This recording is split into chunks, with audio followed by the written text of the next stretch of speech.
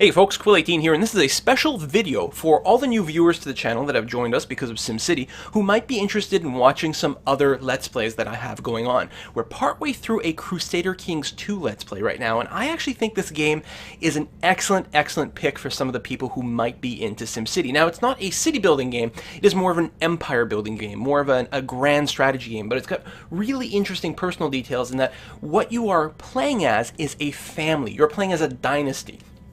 In this particular game, I'm playing as the Contarini family, one of the great families, the great houses of Venice. And indeed, that's where we start there. And you can see this is the character I'm currently playing right now, the Serene Doge, who is kind of like the king of Venice, Sciaffredo I. And, you know, he's married to Adelheid, and he's got children and siblings and all this, and these huge, well, that's the realm tree. I meant to click on the family tree. It's this incredible game where you are playing a dynasty through time. You start in 1066, which is the year that the Norman invasion happened, and William the Conqueror went off from France into England and took over England, basically. And it is a great time of amazing turmoil and religious strife between Catholics and Orthodox and various heresies, and then the Muslims, which of course are split into multiple sects as well. You've got the Sunni, you've got the Shiite, you've got all these different things. You've got crusades going on.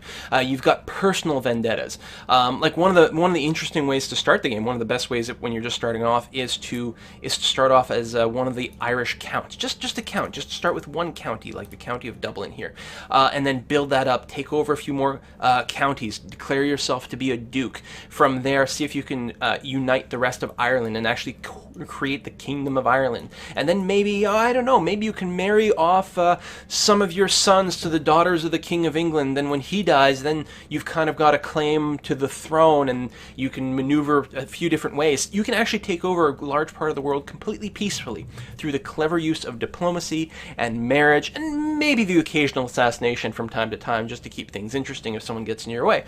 Or you can, you know, really go through warfare and conquer the world through sword and shield. It's actually kind of a neat game because actually England's got a fair amount of Scotland over here at this point, and it looks like Brittany is independent from France.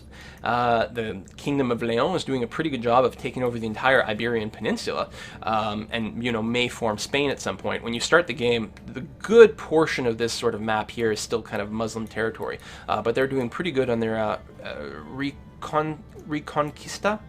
Something like that. The reconquest of the Iberian Peninsula, basically. They're doing great over there.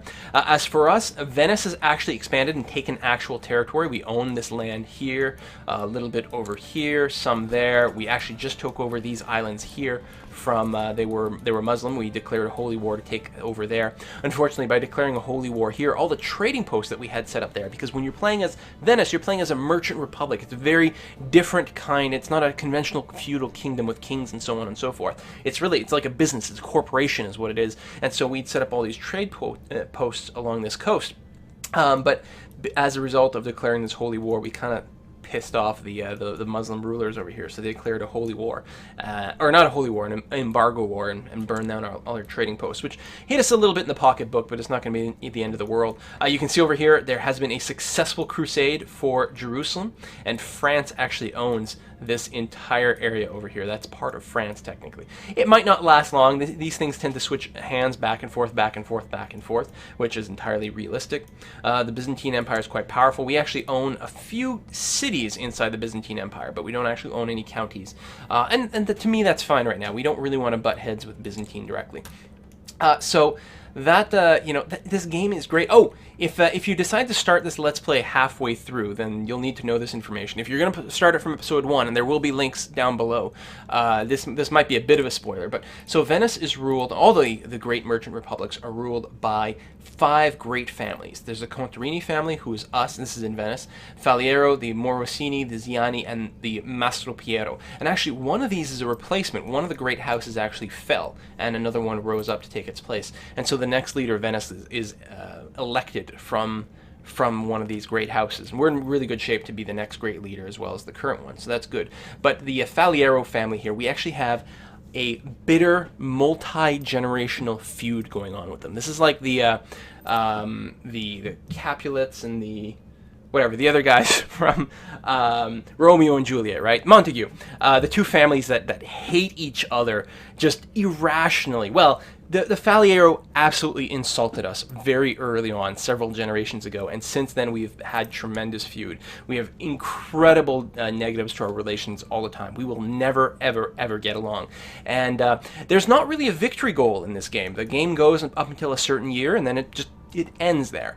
So your goal is to sort of like maybe grow and expand as much as possible, but what your goal will be will depend very much on just sort of who you start off as and what you personally want to do that time.